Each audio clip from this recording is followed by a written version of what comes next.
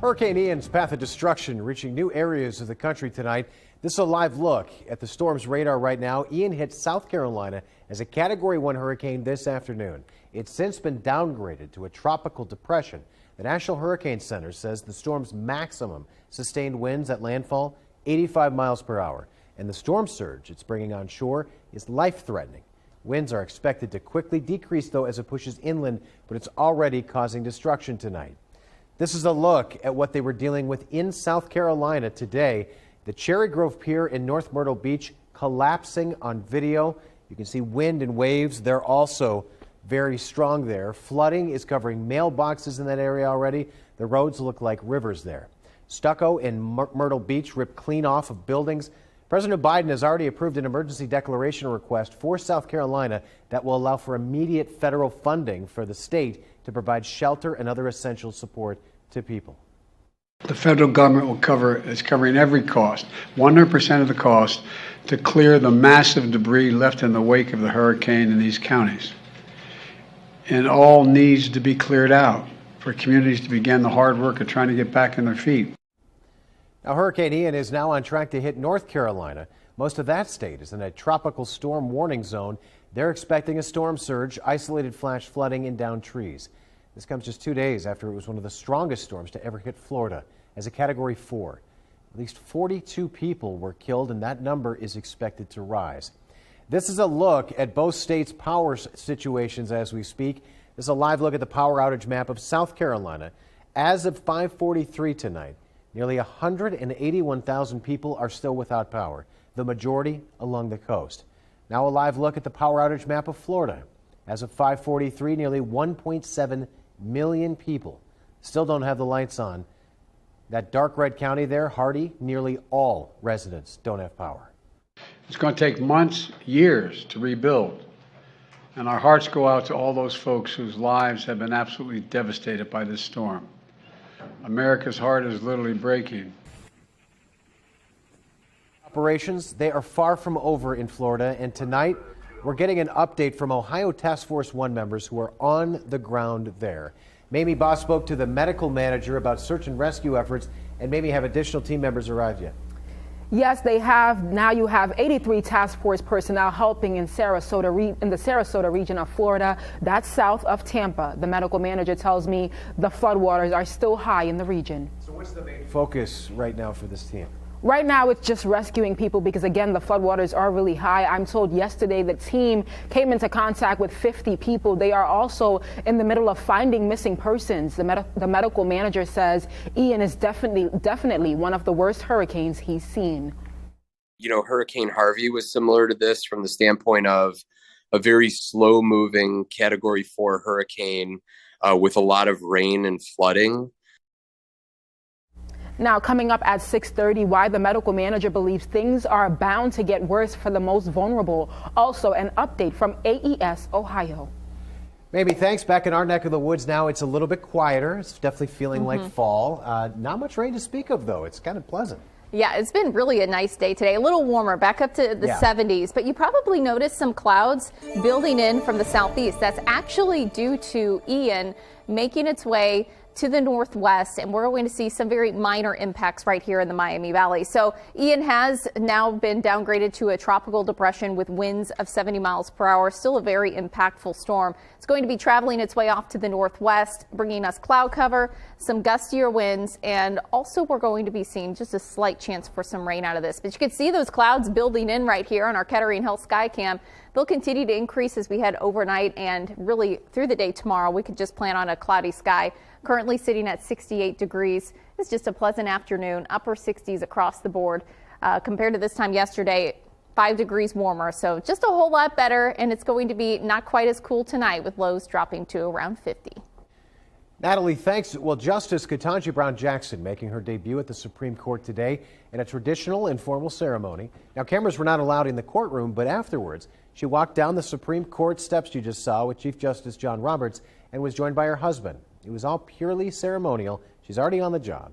She was sworn in as the 104th Supreme Court Justice in June, becoming the 6th woman and the first black woman to sit on the High Court.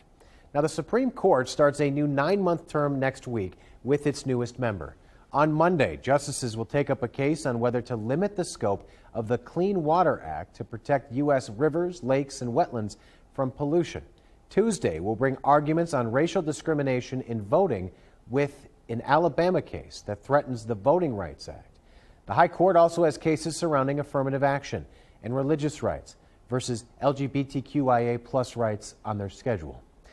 Russia has annexed parts of Ukraine tonight. President Putin there and the leaders of the 4 regions that voted to be part of his country, signing treaties in a ceremony today.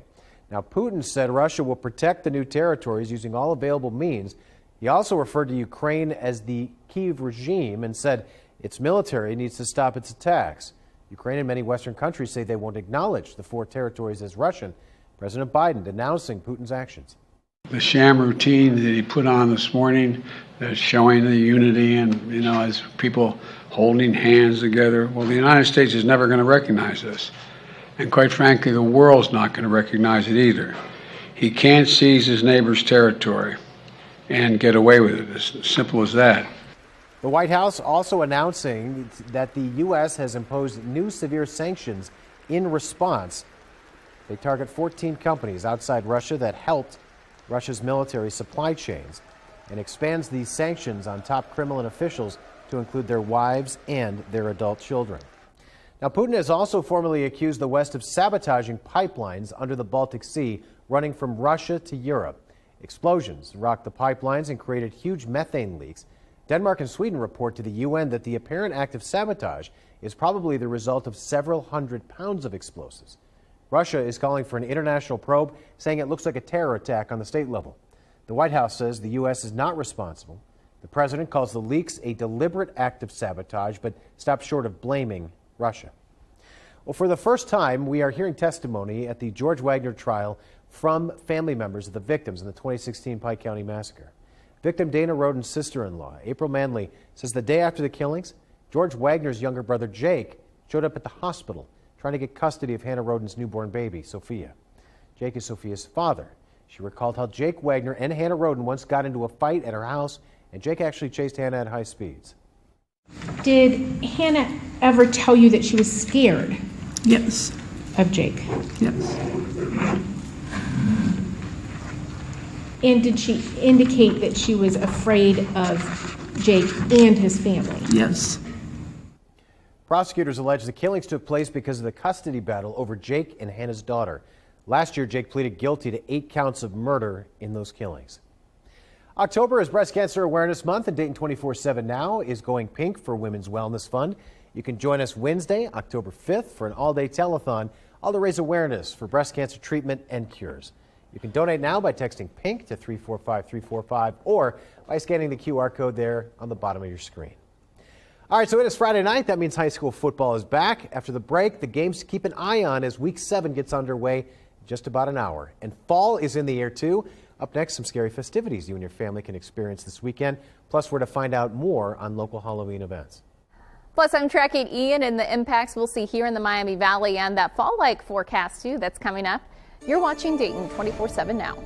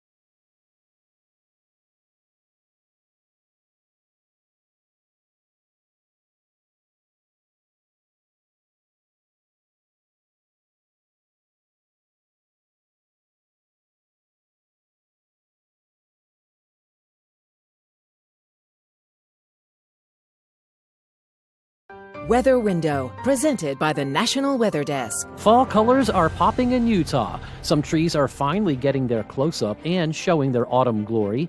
Also in the Beehive State, this aerial view was captured during the sunset. And in Northern Virginia, the sun says goodbye for the night as cirrostratus clouds blowing off of Ian's outflow bid adieu.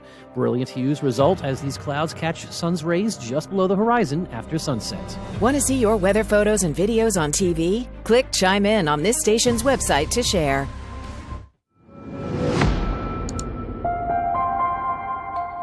White is another Friday night. That means Friday night lights are in full effect. Matt's with us now, so we got another slate of good games. We do, starting with our game of the week. Carroll taking on CJ. Both teams right now 3-3, so a lot of GCL standing status at stake. And of course, for Carroll, they're right now on the outside of the top 16 in Region 12, so a chance for them to climb into the top 16. But in the meantime, there are several other games that we want to bring to your attention. We'll be keeping an eye on Xenia going to Butler. Both teams coming off dramatic last-second wins on week 6 just a couple days ago. Also interesting to keep out in the middle of those games, Springfield Catholic Central, they are unbeaten. They go on the road tonight to Cedarville. That's a matchup with huge implications in the Ohio Heritage Conference, and also Springboro at Springfield. That's an important matchup in the GWAC tonight. Sure is, Matt. All right, we can't wait for it tonight. That'll be at 10 and 11 tonight. We'll send it back to you, Natalie. Going to be another great night for some football with temperatures slightly warmer than we were last night, but we have cloud cover building in. This is from Ian, which is weakening as it moves over land, but will bring us some cloud cover, even some gusty winds as we head into the day tomorrow. So that's what we're going to be monitoring. Skies becoming mostly cloudy overnight, not quite as cool, dropping to around 50 degrees as you wake up tomorrow morning. Tomorrow afternoon, upper 60s, lower 70s. I think the cloud deck is going to be just a little bit more to the west here, and I also think we could see a shower or two, especially for our eastern counties. Now, by our Sunday, we start out with temperatures in the 50s again, seeing sunshine by our Sunday afternoon with temperatures back up to around 70, and those winds really kick up. So we're talking about wind gusts tomorrow afternoon, 25 to up to 30 miles per hour, and that'll be the same trend for your Sunday. Have the rest of the week's forecast coming up. Natalie, thanks. It's a shooting that drew national attention and outrage. The family of Donovan Lewis is marking 1 month since the 20-year-old was shot and killed by a Columbus police officer. They're expected to talk at a vigil being held at Lewis's honor. Kate Seifert has what we can expect. We're expecting to hear from Donovan Lewis's mother, Rebecca Duran, and the family's attorneys in just about a half an hour from now here at the State House. They plan to reflect on Donovan's life 1 month after he was killed at an apartment in the Hilltop neighborhood. Following an update from Donovan's family, a vigil will be held also here at the State House at 6 o'clock. That's open to the public. Last month, Lewis was shot and killed by CPD officer Ricky Anderson. Police were in the process of serving warrants for domestic violence. Lewis was unarmed when he was shot. The 30-year veteran officer is on paid leave as an investigation moves forward. The family's attorney telling our team they plan to discuss BCI's investigation this evening as well. ABC6 spoke one-on-one with Rebecca Duran earlier this month. She told us life has been a nightmare since her son was killed, and she has continued calling for Officer Anderson to be indicted and fired. In downtown Columbus, I'm Kate Seifert. One member of the Civilian Police Review Board resigned after Lewis was shot and killed, and tonight, Tom Bosco digs into the possible growing divide in the board. Questions being raised about Columbus's Civilian Police Review Board. That is after one member resigned. That resignation came shortly after the police shooting, the fatal police shooting of Donovan Lewis a month ago. No one on the board is talking about why that board member resigned. One critic says that the board doesn't have teeth. It's troubling, right? I think that's what we really have to look at is why he resigned. The president of Columbus City Council, though, says he is not concerned with the resignation of a board member. He says board members will come and go. Important to him that the board looks like Columbus. Guys, back to you. Tom, thank you. New York State is following California's footsteps tonight for an electric vehicle mandate. California officials said last month that they would phase out the sale of gas-powered cars by 2035. Now, New York Governor Kathy Hochul says New York will require all new vehicles bought in the state to be electric or hybrid by 2035. President Biden has said he wants half of all new U.S. vehicle sales to be electric or hybrid by 2030. The Dayton VA having its annual Stand Down for Veterans today. It's a drive-through event for homeless vets and veterans in need. Now, they don't need to be in a vehicle to participate, and those vets, they get a backpack with community resource info, toiletries, winter and rain items, food, and a sleeping bag. I'm seeing some awesome smiles, which tells me that gratefulness is always there, but they deserve this. And we deserve the opportunity to assist them. And so I think the fact that the line is not ending tells me that they feel that from us. And I'm so happy and so proud of that. 300 backpacks were given out today. This is the VA's 16th year doing this, and there are no plans to stop. A sneak peek now at the U.S. Navy's newest and most advanced aircraft carrier. On Thursday, the USS Gerald R. Ford will embark on its first deployment. It'll join ships from other NATO alliance countries for a training exercise, all in response to the war in Ukraine. That carrier cost more than $13 billion to make. It is the first in a new class of aircraft carriers. Well, please help us nominate a hometown hero. If you know somebody making a difference in the community, let us know about it. All we need, pictures or a video of your nominee with an explanation of why they're a hometown hero. You can submit those nominations through our Dayton 24/7 Now app just by using Chime In. Hometown Hero airs Wednesday and Friday mornings and will then be posted online. And you can get that app for free right now to get started on your nomination if you'd like. You can scan that QR code on your screen. It'll take you straight to the App Store and you can download it. A story now from our partners at the Dayton Business Journal. A family-owned company is selling all of its assets to an out-of-state private equity firm. The Klosterman Banking Distribution Center in Dayton sold for $1.6 million to Florida-based New Water Capital LP. Now, Klosterman operates 17 bakeries and distribution centers in 8 states. All of them will be under the New Waters umbrella once everything is finalized. Now, no jobs are expected to be lost as a result of this. And we have more information if you'd like to read about it at Dayton247now.com. And you can find that story and others like it under the Dayton Business Journal heading that's in the News tab. Well, Halloween Haunt is back at Kings Island. It's ready for you to stop in for a good time. The roller coasters aren't the only attractions making people scream. Alex King gives us a look at what's new. You can come to Halloween Haunt every weekend here at Kings Island through October 29th. The amusement park features 6 bone-chilling haunted mazes, 4 scare zones, 3 sinister live shows, and some of the most hair-raising night rides on the planet. This year, there are 4 new terrifying experiences, and taking you through one of them right now. The Haunted Maze, Hotel St. Michelle, that's this one here. Definitely spooky, lots of creepy rooms to go through. And next there's gonna be a scare zone, that's Alien X, and there are 2 new shows, Nightwalkers and Terror Rising. You'd be ghoulish not to come out. To check out more about Halloween Haunt at visitkingsisland.com, or you can head to our website, Dayton247now.com. Alex, thanks. And as Halloween approaches, we're already keeping tabs on all the trick-or-treat events happening around the area. Some happening as early as October 15th. Now you can find that list at Dayton247now.com. We'll keep updating that as we learn about any and all celebrations.